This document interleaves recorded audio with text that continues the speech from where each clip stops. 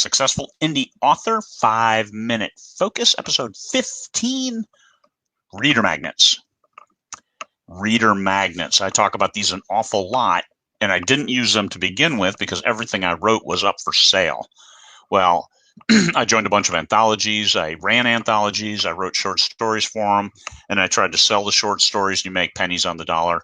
And all of a sudden, I'm like, hey, these short stories they're good. They represent my work. They represent my style. So I started giving them away, and holy crap, every subscriber I can get to my newsletter is almost money in the bank.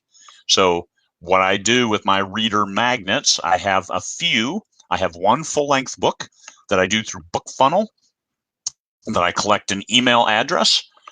If they go that route, if they join my newsletter, then they get this book for free just by joining. Then that first email in the onboarding sequence of 5 emails is a free short story. And then second one is another free short story, third, fourth, fifth, giving 5 free short stories away. And by the time they get funneled past that 5th one into my regular list, I'm at like 85%. They stay with it the whole time. So because I've been a good sample of my work.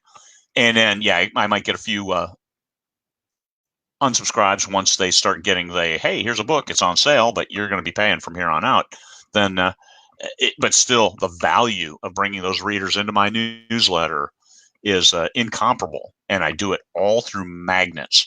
So what do you do for a reader magnet? It must be representative of your work, and this was a mistake I made for a year and a half. My reader magnet was a book that was humorous, not necessarily sci-fi. I mean, it was cute, but it didn't represent truly my work. But it was the only thing I had to give away for free at the time. Once I had other good stuff, well, then that's what I use, and that changed the dynamic rather significantly. So must be the best example of you. So don't just throw something together like I did, and it's a mistake I made that you don't need to make. You're better off giving them nothing, a paragraph or two in your newsletter of, hey, here's a good sample of my work, as opposed to giving them a short story that doesn't represent your work, that won't show them what they're going to get with your books. Alignment between readership and your genre. Make sure that your stories that you're targeting for this readership are the right readers. Don't send your science fiction to romance readers. Don't send romance stories to your science fiction people. You have to, if you look in sci-fi romance, find sci-fi romance readers and then target them. It's so important that you align that. Your reader magnet will not work if it's the wrong target audience. Send science fiction to science fiction readers, and you'll be amazed that you'll pick up science fiction readers. One of my biggest wins is using BookFunnel and then targeted Facebook ads. I use BookFunnel with that free book, and then on my website, it would say people sign up, it sends them to my website to then get the book from BookFunnel. So it doesn't send them into where it's trying to collect their email a second time. I get it when they go to my website and say, yes, I would like a free book. I collect it there. And then targeted Facebook ads. I'm getting like 19 cents a click. I think by the time somebody reaches through the 5 onboarding emails, the 5th one, I'm getting 36 cents for each new name. And I think Mark Dawson said he was good with 50 cents, even up to $1 once you have enough backlists to make it really worth your while of selling a book of finally into your main list after that time.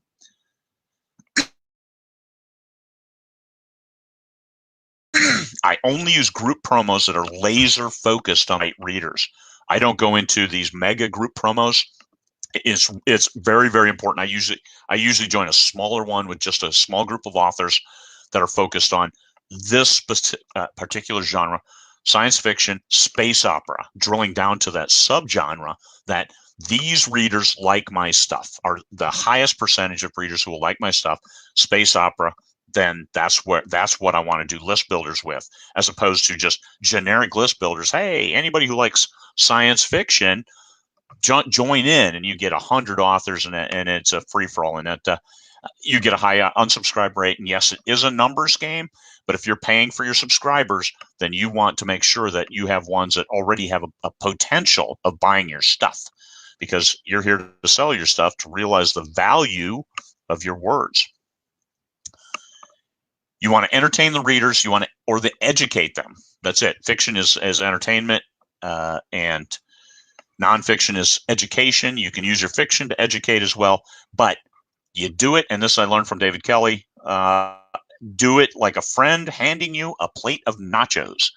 So you want to be that person. Hey, here's a story. Enjoy. Be entertained. Are you not entertained? Well, you want them to be. And then they're entertained. They're happy. They get a good feeling. And for 99 cents, $2.99, $4.99, I can get that good feeling again, because these stories entertain me. And that's what you want to do with your reader magnets. You don't want to just say, hey, I got a free story, everybody sign up. Bullshit. That's not going to work for you. You need to do more refined and better than that. And my 5-minute focus went to 6 minutes. I suck. So anyway, that's it for today, because we keep these focused. That was episode 15, making your reader magnet work for you. Perfect example of your work, and go find those readers who like that exact work. And there's a lot out there. It's a huge market. Enjoy, realize the value from your work, and I will catch you later.